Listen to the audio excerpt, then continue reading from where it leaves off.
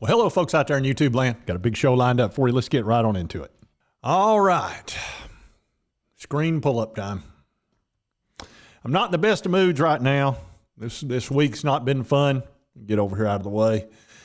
It's Joe time. There's no doubt about that. And can the Vols regroup after a terrible weekend? I'm going to have my brother on the show here in just a little bit, Chill Monty. We're going to talk about the South Carolina game.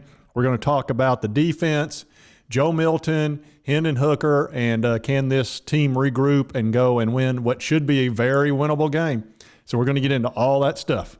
But first, man, oh man, look, I understand this sucks. I think I just figured something out, Beavis. What? This sucks. That's right. It really, really sucks. It's very unfortunate. But you know what? You got to regroup, and we got to be thinking about the next game. But we are going to talk about what happened in South Carolina. Like I said, my brothers were both there. Joe Monty's going to give me a little bit of an update of what it was like at the stadium and everything. And we'll talk about whether or not this defense can show up against Vandy and everything else we've just outlined. But we've talked about it a little bit, and all three of us, myself and my two brothers, we're very touchy right now. Don't touch! Yep. Don't touch. But hey, you know what? We've had a great year. We've had a setback, a major setback. But let's see what my bro has to say about all this. Let's talk about the South Carolina game and Banks and Hendon Hooker and all that. Now, you and Junebug went down to the game. Yes. And you were right in the middle of that big mess. Yeah, I mean, the place was absolutely packed. The stadium was packed. It was hopping. I have to admit, I really didn't expect that. It's a smaller stadium than, obviously Neyland. And, what does it hold? 65,000, something like that? Well, I think it's more than that. I think it's 85.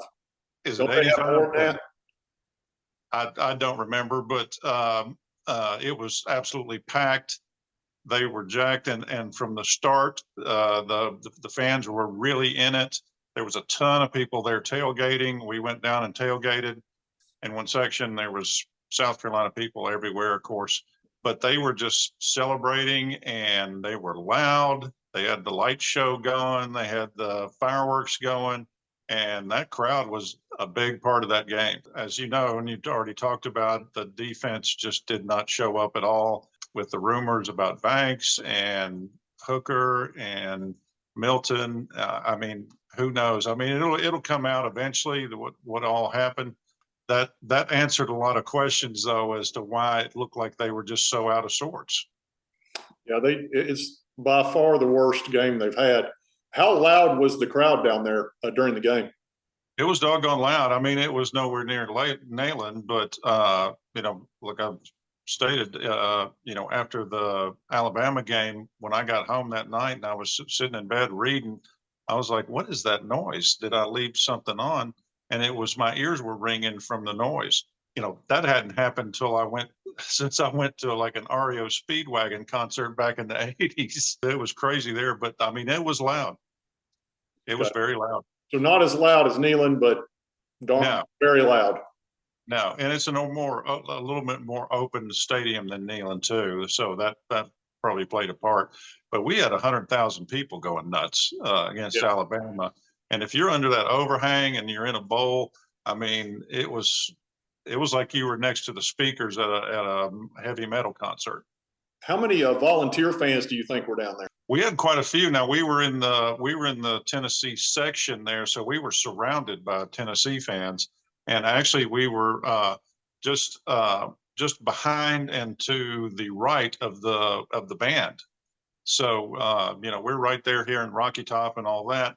But I saw a lot of orange shirts all around the stadium, although it was predominantly South Carolina. And maybe that's part of it. And maybe the team felt that way too, although I can't believe they did, that they were kind of overlooking South Carolina. We thought it'd be an easy win. And plus, their offense had not done that well.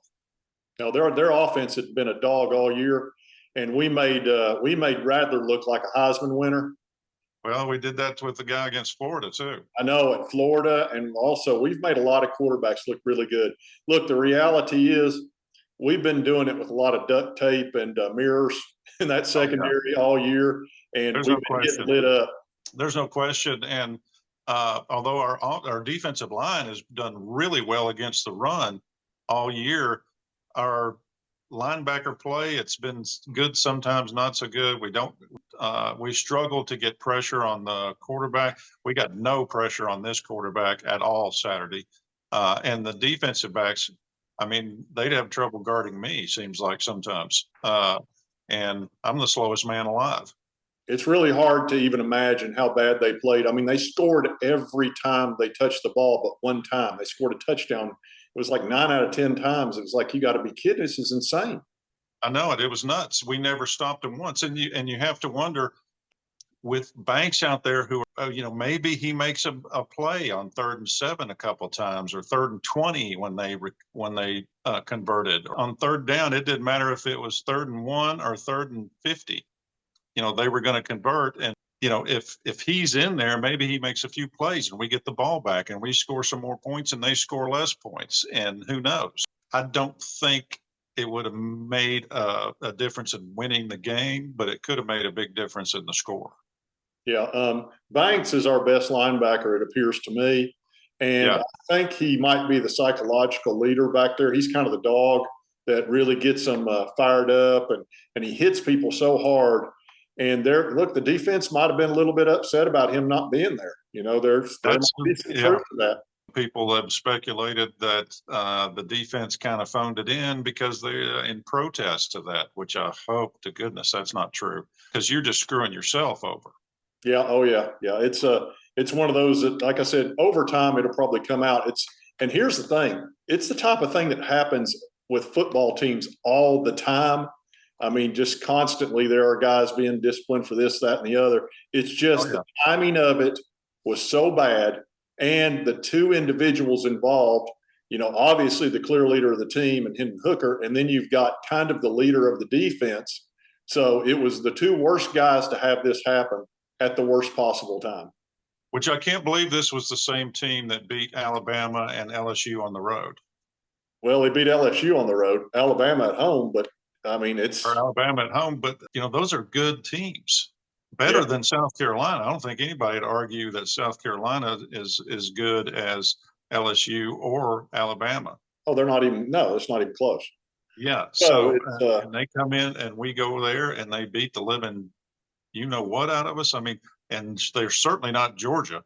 I don't know. It's hard to say what the answer is there, but until we get some better Jimmys and Joes on the defense, it's going to be a struggle. I think they've been doing it with a little bit of smoke and mirrors all year, and I felt that way. So I think we're 2 years ahead of schedule of where I expected the team to be. Best case scenario, really. I thought it was a 4-year rebuild to be able to even think about getting into double-digit wins and to be able to beat teams like Alabama and LSU and Florida and Pittsburgh all in the same year. I never saw that coming second year, because that first year he didn't even get a chance to get his recruits in because he came in with 2 weeks left before signing period. Oh, yeah. I mean, he was hired 2 weeks before, or a month before National Signing Day, which is horrendous. Yeah, you've got a couple of freshmen that have helped out here and there, and then a couple of transfers, but you also lost some good players last year in the secondary, and that went to the NFL. That's what hurt us this year defensively.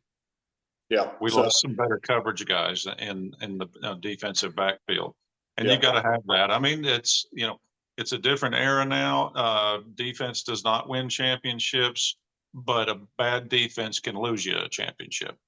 Yeah, I think we have the best coach possible for this era.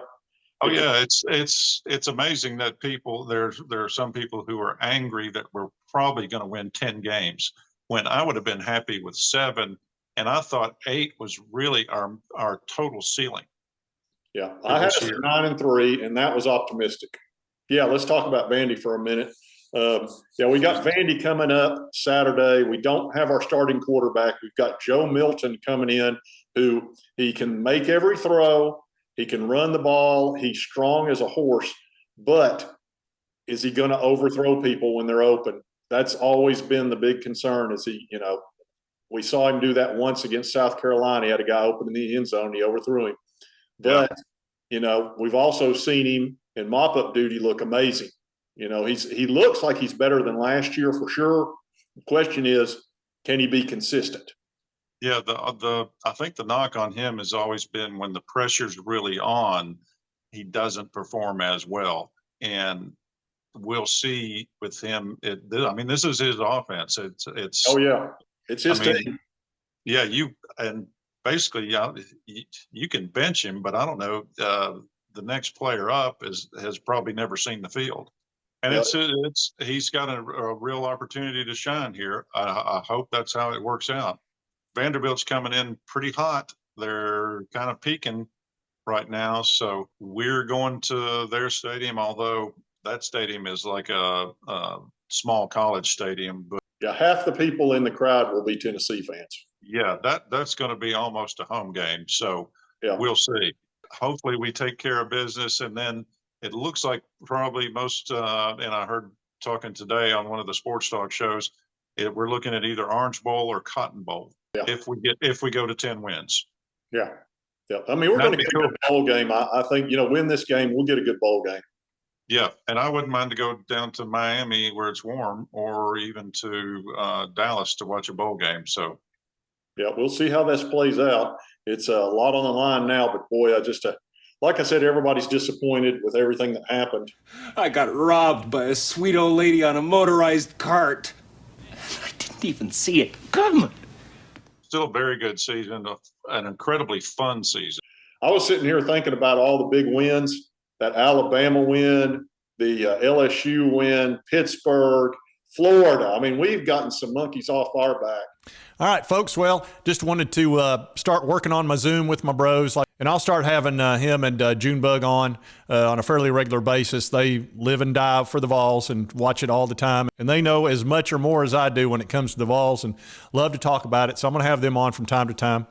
Hopefully we can show up and win this game against Vandy, get our 10th win, go to a real nice bowl game, and get this real bad taste out of our mouth right now. Like I say, it's very frustrating, and this is Joe Milton's time. He's got 2 games left to have an audition for 2023 to see if he can take the starting position, or, we may end up relying on another quarterback or Nico, or, who knows? It may be a combination. We'll see. Hopefully Joe shows up and plays great in these last 2 games, and we don't have to worry about it. And if you like this content, be sure to hit that like button. Lets me know to continue to cover the Vols and the SEC. And if you haven't subscribed, hit that subscribe button. I'd appreciate it. I've only been doing this about 4 months, and I could use some subscribers. I sure could.